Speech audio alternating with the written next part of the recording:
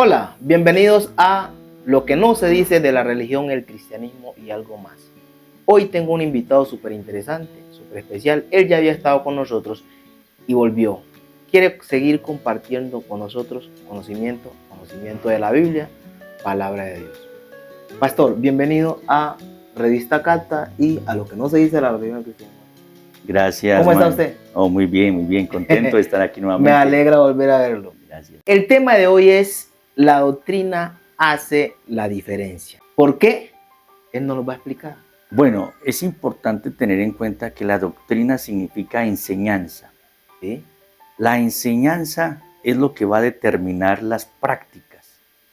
Las prácticas van a determinar las costumbres y las costumbres van a definir toda una vida.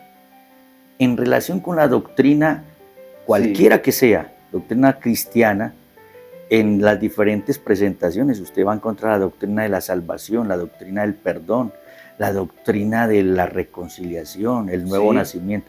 Pero ¿cómo se presenta esa doctrina? ¿Cuál es el fundamento? Esa es la clave. Exacto. Pero antes de continuar, quiero que vayas, te suscribas, comentes y compartan nuestro contenido. ¿Cómo estamos? Como @Revista Carta.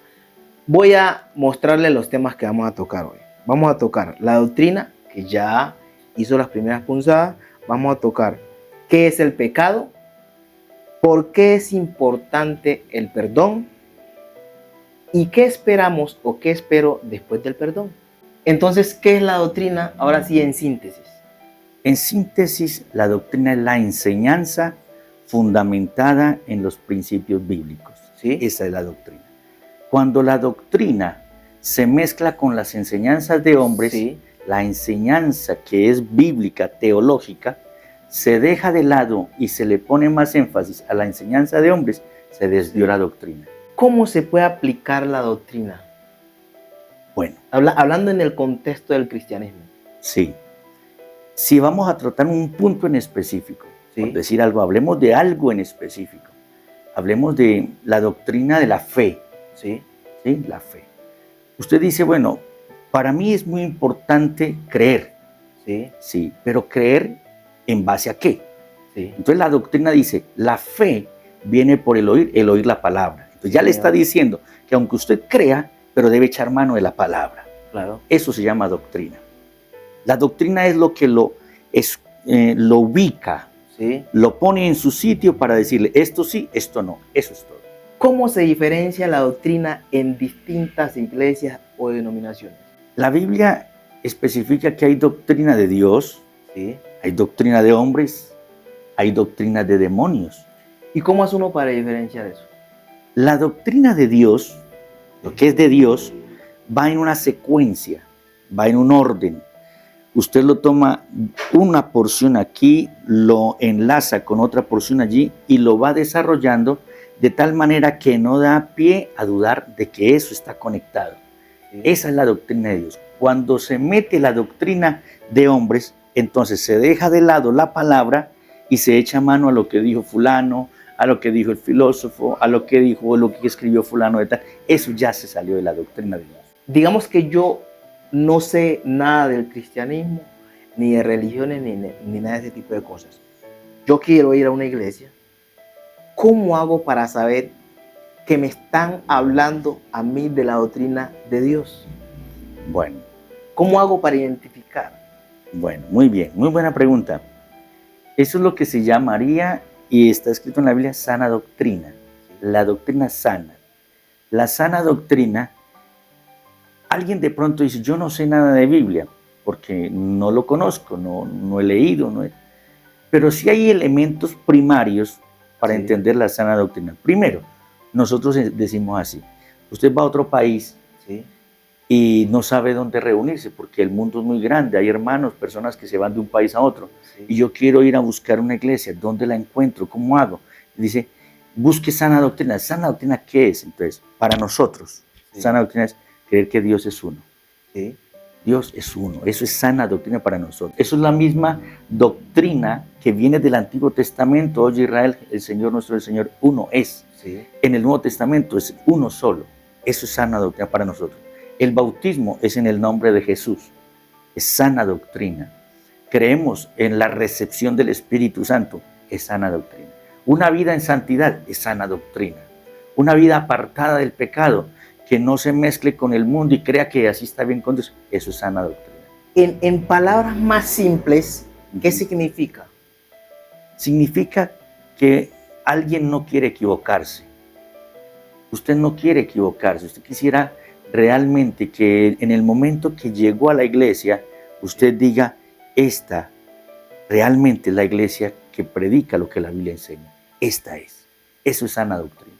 Que la persona no se conforme solamente con mirar un grupo de personas que porque cantan bonito. No, eso no es aquí es la doctrina. Eso es doctrina, porque la doctrina lo va a marcar, lo va a afianzar en los pasos que va a seguir bien adelante. ¿La doctrina es como una identidad? Sí, claro. La doctrina identifica las diferentes organizaciones.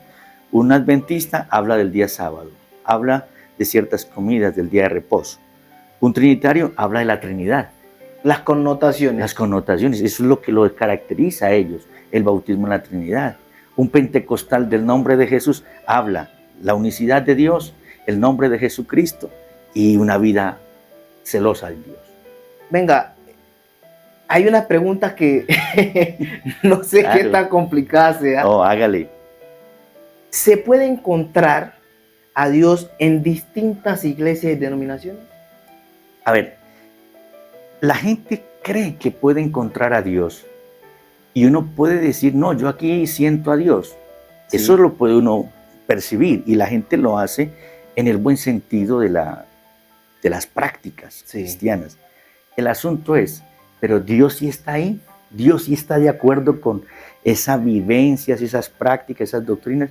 ¿Qué pasó con Jesús cuando llegó al templo? El templo se había dañado, la gente estaban vendiendo. Era un comercio. Un comercio. Y él no estaba de acuerdo. Dijo, mi casa será llamada casa de oración y ustedes en lo que la han convertido. Entonces, es eso. Yo puedo percibir que estoy bien haciendo las cosas bien, pero ¿qué dice Dios de lo que yo estoy haciendo? Esa es la clave, eso se llama doctrina. ¿Sabe? Le hago la pregunta porque a mí me han dicho, May, pero es que vos no encontrás personas buenas en un solo lado. En todas partes hay personas buenas, hay personas dedicadas, pero resulta que tú puedes ser dedicado a algo malo y lo haces con tanta dedicación que eso malo lo haces a la perfección. Entonces ahí es donde yo, por eso es que le hago la pregunta, a veces tendemos a confundir que, digamos, hay algo lógico, un ejemplo, pongamos algo lógico, cayó una piedra en la vía y lo lógico es que la piedra cayó a la vía. Cuando yo digo, pero la piedra la lanzó o probablemente la lanzó algo, ya es una hipótesis. Ya deja de ser lógico, ¿cierto? Entonces, esto lo hago como para que la gente tenga más connotación de lo que usted quiere decir, porque a veces la gente dice, wow, pero yo cómo hago para entender eso, cómo hago para saber eso, y cómo hago para saber que lo que él me está diciendo es la verdad y puede que y no sea otra palabrería más. ¿Sí me entiende? Lo único lógico es que la piedra cayó, lo demás es subjetivo, porque es un concepto mío, una apreciación suya, y también depende de la perspectiva, porque si usted está en un tercer piso, usted puede ver quién la lanzó, pero puede que no vea bien cómo cayó. El que esté en el piso ve cómo cayó, pero no ve quién la lanzó. Entonces cada uno tiene su perspectiva. Entonces ahí es donde digo, ¿cuál es lo lógico? Sí. Y es natural. Usted va en una carretera, volviendo al tema de la piedra, usted va en una carretera y resulta que se vinieron en un terreno blando, porque está lloviendo, se vinieron rodando una piedra y partieron el parabrisas de uno de los carros. Él inicialmente puede decir, uy, alguien me tiró una piedra y me dañó el parabrisas. Pero cuando se detiene a mirar, no, es que están cayendo más piedras. Entonces dice, no, la culpa no fue de alguien, ya hace su propio análisis. El asunto espiritual es este. Nosotros nacimos en un contexto religioso, aquí en América Latina, en Colombia, aquí en Antioquia. Por imposición, diría yo. Estamos inmersos en un contexto religioso y social. Eso si hubiéramos nacido en China, sería otro el contexto.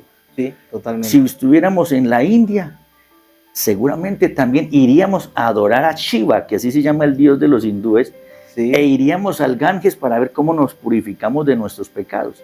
Sí, porque así tendría que ser. sí, Y si estuviéramos en Japón, entonces, ¿qué haríamos? Adoraríamos a Buda, porque sí. allá es el budismo. Y si estuviéramos en los países árabes, haríamos lo que hacen los musulmanes. Venga, pero en todos esos países a los que usted menciona, ¿está la iglesia pentecostal? No, la iglesia pentecostal se está predicando el evangelio en diferentes naciones y de eso se trata, que hacer lo que dijo el Señor, ir por todo el mundo y predicar el evangelio a toda criatura. El detalle de la doctrina, ¿qué es? Que como hay gente, en todos los lugares hay gente buena, pero lo que va a hacer la diferencia es la Sí. doctrina. La doctrina de cómo se salva un hombre. Sí, Un hombre se salva metiéndose al río Ganges. Un hombre se salva yendo a la Meca, como hacen los musulmanes.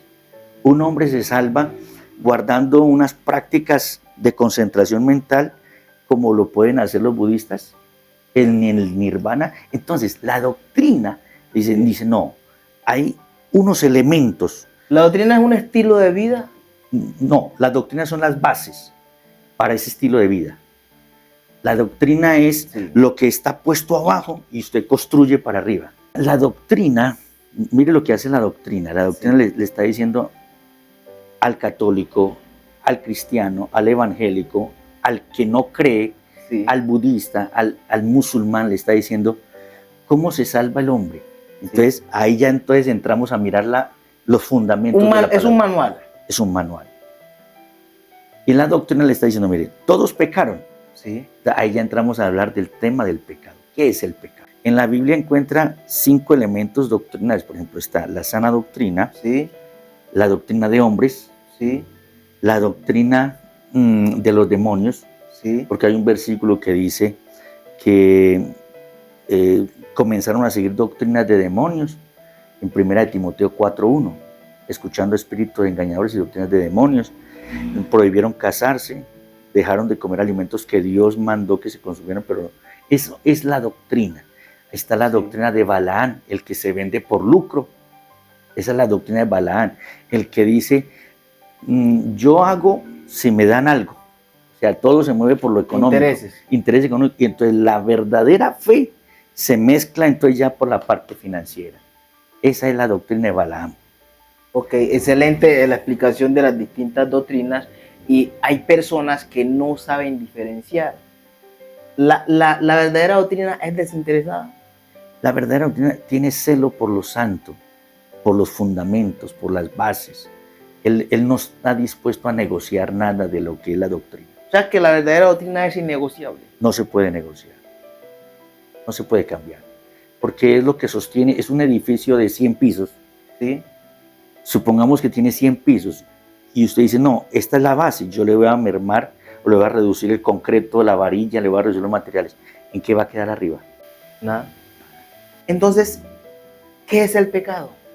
El pecado, que es el tema número 1, pudiéramos decir, dentro de la secuencia de lo que vamos a tratar hoy, es errar al blanco. En el griego la palabra pecado significa, es una palabra del griego que significa amartía, ese es del griego, que traduce equivocarse, errar al blanco. Sí. Teológicamente está escrito en 1 Juan 3:4, dice que el pecado es infringir la ley de Dios. Todo aquel que infringe la ley de Dios está pecando. Eso significa.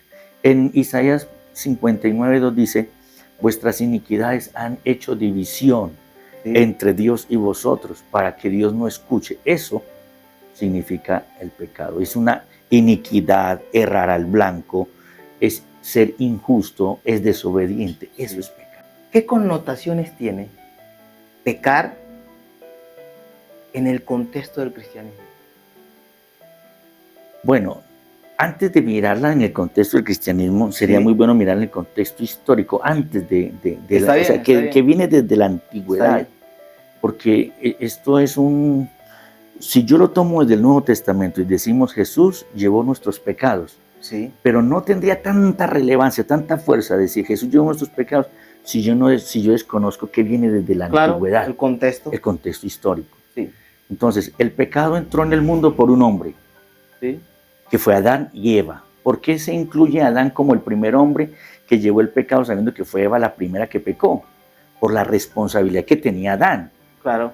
¿Sí? Es decir, que el huerto la responsabilidad de la tenía Adán, era Sí, cabeza. no, y si nos vamos al contexto político, tú eres alcalde, tienes un secretario que hizo X cosas y la administración tuya es la que va a tener ahí Sí, esa anotación. Y probablemente, dependiendo del contexto, puede que tú hasta vayas preso por eso. claro. Ahí no van a decir que fue el problema del secretario, el asistente, el auxiliar. La no. administración de X persona tuvo esto. Entonces Pablo dice, por cuanto el pecado entró en el mundo por un hombre, ¿Sí? y por el pecado la muerte, así la muerte pasó a todos los hombres. Es decir, Dios le dijo a los primeros, no hagan esto. ¿Sí? Yo me puse a pensar en una ocasión, May, Sí. porque alguien decía, no, que el pecado fue la sexualidad, que dijeron algunos que porque, bueno, alguien se inventó esa doctrina. Sí. Otro dice, no, que eso fue un cuento, que cómo va a ser que por comerse algo Sí. se vaya a meter en tanto problema. Otro dijo, mire lo que es la mente, y la mente está bien que piensa. Sí, la gente puede pensar. Sí, señor. Otro dijo, no, es que si Dios sabía que iban a caer en pecado, ¿por qué ¿Para lo qué le dejó? puso eso? ¿Por qué lo dejó ahí? ¿Por qué no los advirtió? Y si Dios sabía que Satanás le iba a hacer tanto daño, ¿no? ¿Por qué no lo cortó? Sí. O sea, cuántas cosas que se plantean, ¿cierto? Y es de análisis. Y ahí viene el otro tema, Sí. el libre albedrío. Está ahí el libre albedrío. Entonces, ahí es donde casa. Que eso sería un tema interesante para un tema muy bueno también, el libre albedrío. Porque Dios en su presciencia, Sí. la palabra presciencia es el supremo conocimiento de Dios que conoce todo anticipadamente. Sí. Eso se llama la presciencia de Dios. Sí. La presciencia de Él sabía todo, pero le dio al hombre unas facultades para que disponga si cree o no cree, si acepta o no acepta, si obedece o no. Sí. Cuando el hombre decide irse en contra de Dios, desobedecerle, eso se llama pecado. Ahí está el problema. El hombre se va en contra de Dios y está cayendo. Está en infracción. Erró al desobedecer. Erró en su proyección. Y siempre que el hombre erra en esto, tendrá su consecuencia. Porque cuando la Biblia dice que eso comenzó, ellos de una vez fueron destituidos. Cada vez que alguien peca, siente un bajón en el alma. La misma conciencia. La conciencia. Pablo, cuando habla de la conciencia, en la carta a los Romanos 2, 14 y 15, dice, cuando los gentiles que no tienen ley hacen por naturaleza lo que es conforme a la ley, mostrando la ley de Dios escrita en sus conciencias, en sus corazones. Es decir, que siempre ha habido en todos los hombres la ley de Dios escrita que le dice esto está bien, esto no. Es que dicen que no hay mayor juez que la conciencia. La conciencia a usted, cuando usted hace las cosas bien, usted siente la satisfacción de que hizo las cosas bien, pero cuando las hace mal, así usted no lo pronuncie, usted siente ese agobio porque hizo las cosas mal. Claro. En lo profundo de cada uno de nosotros está eso que le golpea el alma. Sí. Imagínate que, ¿por qué tuvo que haber sido un fruto? Yo estuve pensando en eso y se lo comparto aquí. Sí. Primeramente, no les podía decir a ellos, no matarás. Estoy seguro que Adán nunca quería matar a Eva, porque estuvo feliz con ella. Claro. Y tenían todo ahí. Y a Eva tampoco no quería hacerle daño. No le iba a decir, no codiciarás el bien de tu prójimo. Pero no codiciar qué, no codiciarle a quién, si ellos dos están ahí solitos, felices. No le iba a decir, no hurtarás, pero ¿hurtar qué? ¿A quién le vamos a hurtar ahí en el huerto? ¿Qué vamos a robar? No vas a decir falso testimonio, pero ¿de quién? Si ahí están ellos todos, están felices. Claro. Entonces, el mandamiento nace a partir de algo que el hombre o la mujer lo puede hacer o no lo hace. ¿Sí? Ahí a partir de eso, entonces, surge la prueba, surge la ley que le dice, si hace esto, le va bien, si no lo hace, le va mal. Y ha sido hasta hoy. Entonces, cuando ya se establece la ley, que ya la ley, porque ya creció la multitud de gente, los pueblos, las naciones, las familias, entonces ya entró a verse la codicia, la envidia, la maldad, la fornicación, el adulterio. Entonces ahí es donde aparece la ley que dice, no matarás, no hurtarás, no dirás falso testimonio. Cuando el hombre lo hace, está pecando.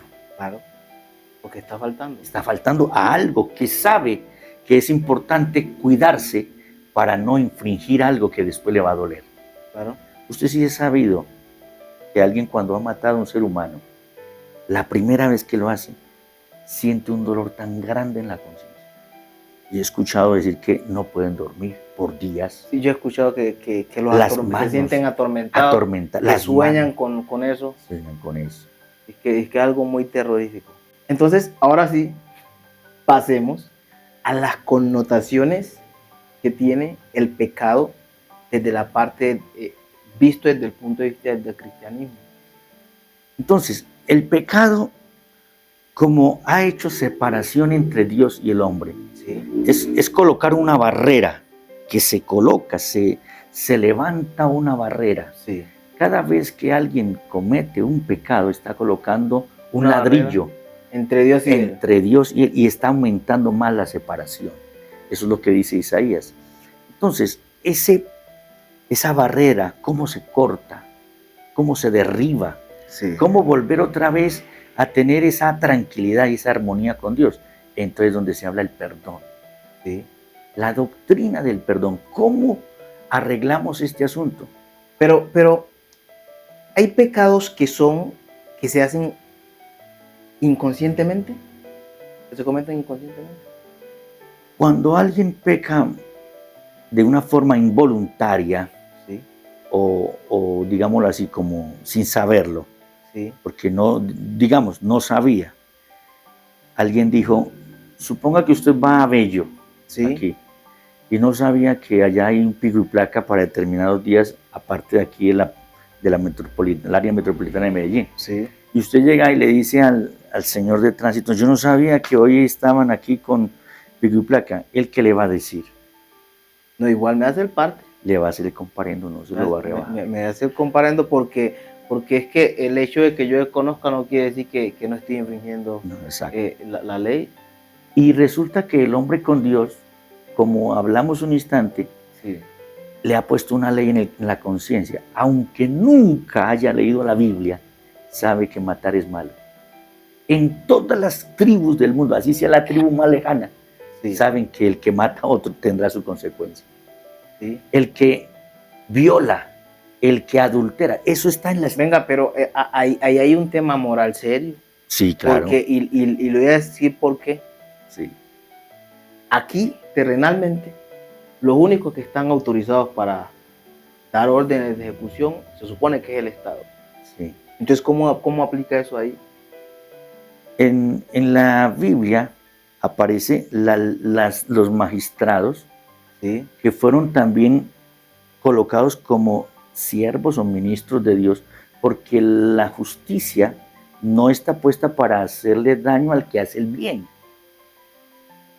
Eso es lo lógico, eso es lo razonable. Sí. Si usted hace el bien, usted esté tranquilo en cualquier parte. sí, Pero el día que usted va en contra de esto, entonces ahí están las leyes que lo van a sancionar. En la Biblia aparecía algo que se llama el vengador de sangre. No sé si he escuchado este tema. no, la verdad no. El vengador de la sangre. Resulta que una persona iba por un camino de una vereda a otra vereda. Sí, Y resulta que apareció muerto en la frontera entre las dos veredas. Un muchacho apareció muerto. sí, Y resulta que salieron unos asaltantes que la gente decía que en un filito salían y los atracaban. A ese lo robaron, lo despojaron y lo mataron. sí. Entonces, bueno, se van a investigar y nadie dice aquí fue. Entonces se iban a decir, bueno, entonces el que quedó más cerca al lindero, ese se encarga de hacer los preparativos de entierro y tal. Bueno, pero siguen en investigación. Cuando encuentran el culpable, si lo encuentran, entonces de una vez se aplicaba algo llamado el vengador de la sangre. Cuando ya se llevó a la investigación, está en la Biblia, entonces al culpable, que ya después alguien contó que fue fulano, que tal, que esto, que apareció con una plata, que apareció con una prenda, a esa persona, a ese, Sí, le aplicaba el vengador de la sangre. ¿Qué quería decir? Que él, aunque estaba matando a un criminal, sí, pero él lo estaba haciendo a nombre de la ley, sí. no a nombre propio. Ahí se está aplicando la justicia que aplica en Estados Unidos, en los tribunales, Sí, y en algunas partes existe la pena de muerte. Sí, Y en China también existe. en China existe. Y ese ejemplo nos deja ver a nosotros que la maldad tendrá su consecuencia terrenalmente y también ante Dios. Pero el día que Dios sancione a alguien, Sí. le dicte sentencia, sabe que la ley lo acobijó. ¿Qué hacer si he pecado? No estaba siendo consciente, no sabía que estaba pecando porque lo desconocía. Pero me di cuenta que pequé. Luego me di cuenta que pequé. ¿Qué debo hacer? Bueno, el paso inicial para todos es el arrepentimiento. Porque la palabra arrepentimiento significa tristeza, Sí. dolor.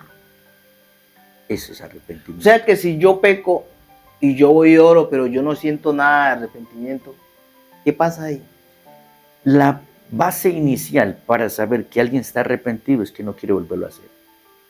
Ese es el indicador Porque de que está yo he arrepentido. visto personas que por salir del paso, pues si eso te hace feliz, discúlpame. ¿Sí me entiendes?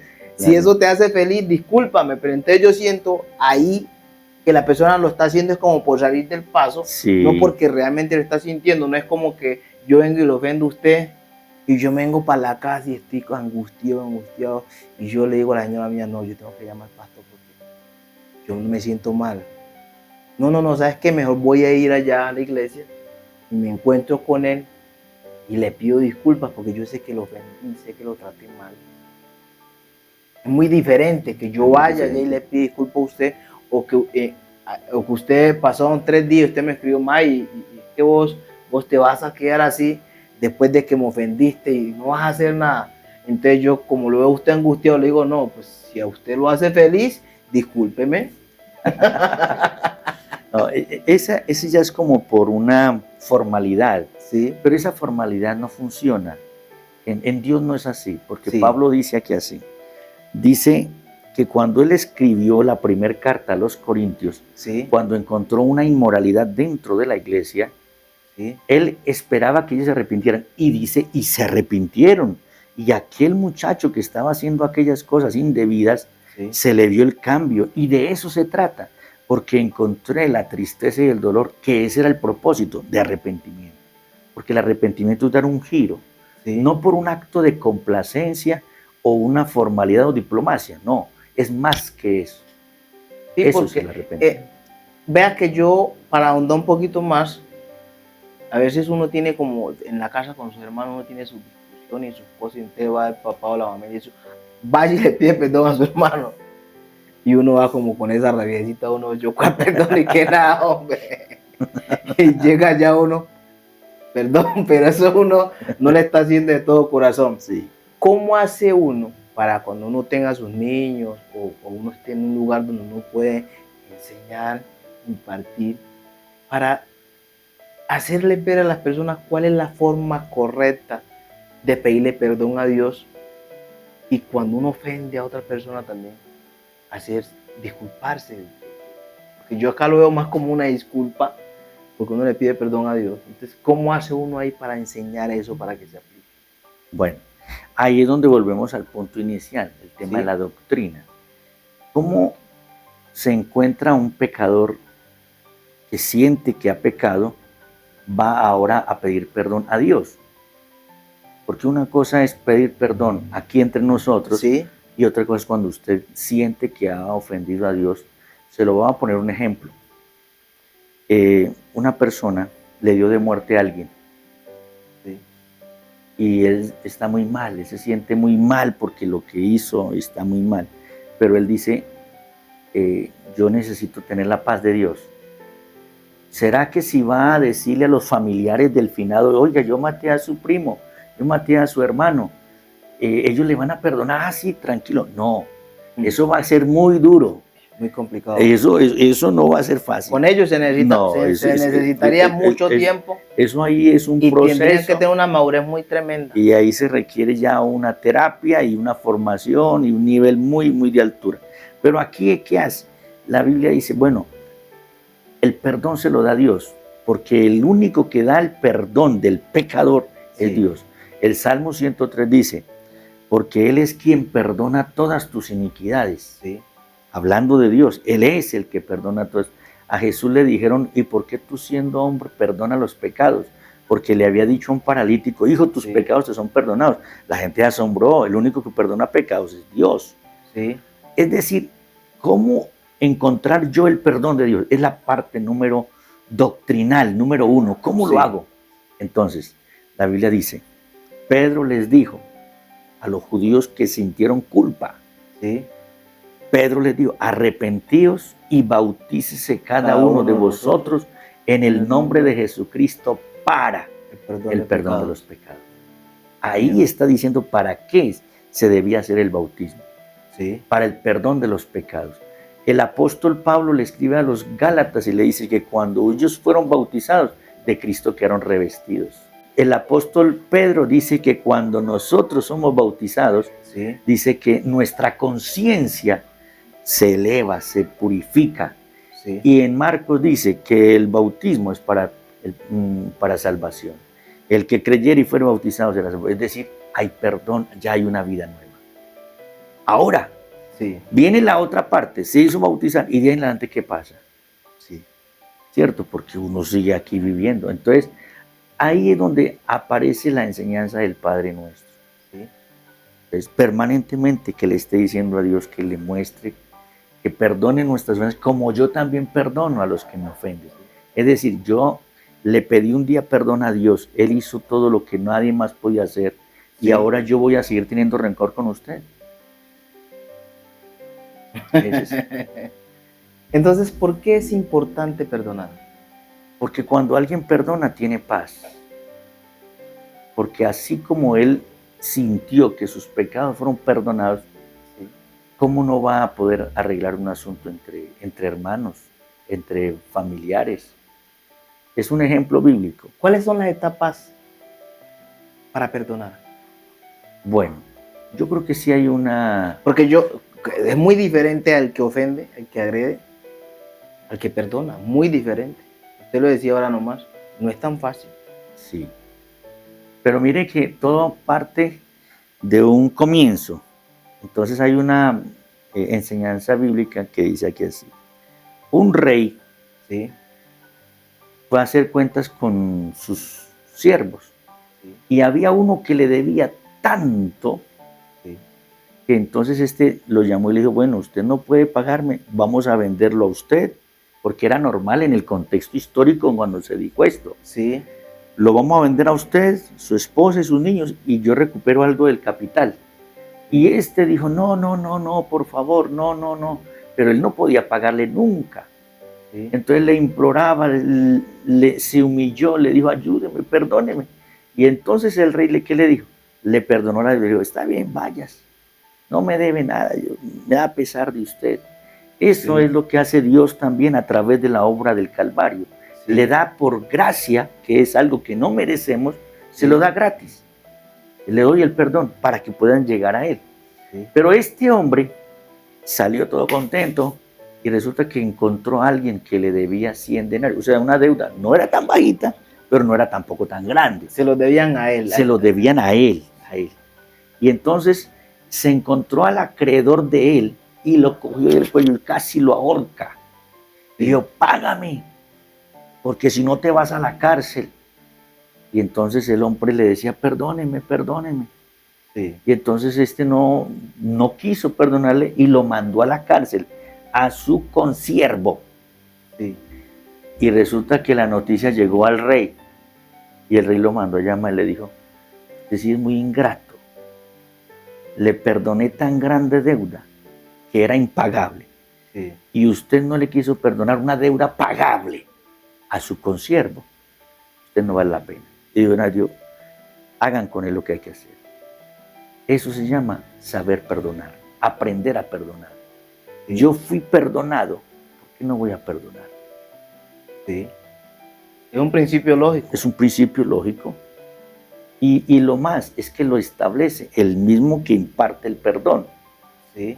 Porque nosotros teníamos una deuda muy grande con el Señor antes de llegar al Evangelio. Sí.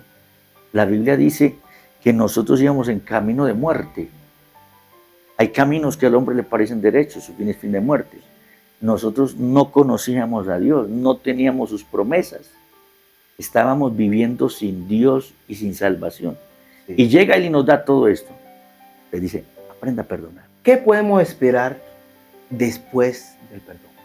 Creo que necesitamos entender que una persona que no aprende a perdonar, ¿sí?, tiene un conflicto interno permanente. No va a tener tranquilidad, no va a tener paz. Va a estar siempre con una zozobra. Porque siempre va a estar ese odio, ese rencor, Sí. esa raíz de amargura, ese deseo de venganza, ese odio que se activa. Sí. Cuando el perdón se desarrolla, se quita todo eso. Y cuando se piensa en que ya ha sido perdonado y está dispuesto Sí. a transferir ese perdón, entonces la persona sabe que si se la encuentra, no hay nada de él. No hay nada de él que lo empañe. Venga, ¿qué pasa si yo me arrepiento cuando cometo el pecado? Sí. Le pido perdón a Dios por él, con mi corazón llorando, sufriendo. Busco a la persona que ofendí y me disculpo con él. Pero la persona decide no perdonar. ¿Qué pasa ahí? La Biblia dice esto. Dice que si aquella persona a quien usted está buscando para arreglar las cosas y no quiere, y es más, se torna enemigo, Sí. dice, si tu enemigo te pide un vaso de agua, dale. Si te pide tu capa, dásela. Si la persona no quiere aceptar esa reconciliación, Sí. pero todo de usted nació en paz, en armonía, en vivir en bien, en amistad, Sí. y usted abrió su corazón, entonces la Biblia dice, ascuas de fuego amontona sobre la cabeza del otro. Es decir, juicio para el otro. Porque de parte suya no hay problema. Aquí la clave es que usted tenga paz. Porque cada uno... Yo hablo mucho de eso a veces con muchas personas, que yo tengo un negocio, que atiendo personas, y a veces llegan personas muy cargadas, mucha energía, muchas cosas. Yo les digo, hombre, suelten, porque es que a veces uno cree que cuando uno perdona le está haciendo un favor al otro. Y cuando usted perdona, usted se está haciendo un favor a usted mismo. Sí, claro. Usted mismo es el que se siente liberado, usted se va a sentir tranquilo. Es que yo digo que es igual de complicado cuando usted no perdona, porque usted siente esa amargura, ese dolor, y usted va a vivir con eso, y eso le puede hacer a usted quizá más daño que la persona que lo agredió, Sí, que lo claro. ofendió. Hay personas que lo ofenden a usted y no sienten culpa de eso. Ellos viven su vida tranquilo. Y usted se queda con ese rencor, esa amargura, y eso usted no lo deja progresar, no lo deja hacer, porque usted y si usted es vengativo, que ahí es peor, usted va a querer en el momento que tenga la oportunidad cobrársela, y usted no va a tener esa tranquilidad que necesitamos para vivir. Yo creo que una de las cosas más importantes que podemos hacer nosotros, y las cosas más bonitas que tenemos, es perdonar. Correcto. Creo que de las cosas más bonitas que tenemos. Perdonar y también pedir perdón. Cuando uno tiene la oportunidad de pedir perdón, a que la persona lo escuche a uno, yo creo que uno se libera. Sí, claro. Y que de alguna manera todos nos hemos equivocado. Entre nosotros hemos fallado, pero cuando yo reconozco que es de altura pedir perdón y a la vez también extender la mano para que otra persona me perdone, estamos creciendo. Hay una historia muy interesante sobre esto del perdón, porque el mundo está tan lleno de odio. ¿Sí? El mundo, si la gente entendiera lo que es el valor del perdón, ¿sí? La sociedad se liberaría de tantas tensiones y sed de venganza y de sangre. Sí. Se dice que había una vez un muchacho que iba caminando por una calle. Sí. Y vio a una muchacha que llevaba un niño de unos 5 o 6 añitos y se puso a coquetearle a ella, a decirle palabras, ¿sí? Sí. Y la muchacha no, ella iba con su niño. Pero resulta que el niño de la señora se ofendió y le dijo, Señor, cállese, no moleste a mi mamá. Y el hombre le dio tanta rabia con ese niño. Era un hombre que le tenía rabia a los niños. Ah, Se levantó y mató al niño. Delante de la niña. Y el hombre se quedó ahí quieto. Dijo, yo voy a la cárcel. Y esa señora, con un odio hacia ese hombre, impresionante. Pero pasaron los años y ella no podía dormir. Ella cargada de rabia, diciendo, ¿por qué me lo tuve que encontrar? sí, ¿Por qué tuvo que aparecer ese puñal? ¿Por qué mi niño le habló? Mi Sí. niño era inocente. Porque, o sea, todo el tiempo ella no se podía concentrar en el trabajo, sí, no se podía enamorar. Ella se había dejado con el papá del niño y va y se encuentra con este shock. Eso fue impresionante. sí, Pero ella decía que estaba tan cargada que más bien deseaba morirse, porque hasta allá llega esto. sí, Hasta que en una terapia del perdón, sí. entonces alguien comenzó a decirle, aquí vamos a hablar del perdón. Esto le va a ayudar para sanarse usted. Sí, Ya de ahí en adelante, los demás, cada cual, pero sánese usted. claro. Entonces comenzó diciéndole, lo primero es, ore por esa Sí. persona. Yo cómo voy a orar Yo por cómo una voy a orar por persona una que persona me que hizo hizo daño. tanto daño. Bueno, digo, pues voy a orar. ¿Cómo debe orar? El Señor, fulano de tal, donde esté, lo presento. Así va a empezar unos 15, 20 días estar orando. Señor, esa persona que me ha hecho tanto daño, lo presento. Después de un mes, y el Señor, perdónalo. Otros 15, 20 días está diciendo, Señor, perdónalo. Ayúdalo. Porque ya ha venido presentándolo. Entonces Sí. ya va escalando al punto número 2. Que lo perdone, que Dios lo ayude. Tercer punto, salúdelo. Ay, bendito, dijo un amigo nuestro. Ahí es donde está la cosa más Ahí complicada. es donde está. Pero para eso ha venido preparándose. Sí. Entonces ella dijo, pero para yo ir a buscarlo a la cárcel. Porque allá estaba en la cárcel, una condena de varios años. Sí, claro. Y entonces va a la cárcel, Lo busca. lo busca, pero no pudo. Encontró a uno, le dijeron, es el que está allá de espaldas, ese es. Y ella, pues, lógicamente, ella no iba a hacerle daño. No estaba preparada Ella iba en una secuencia, pero ya no pudo.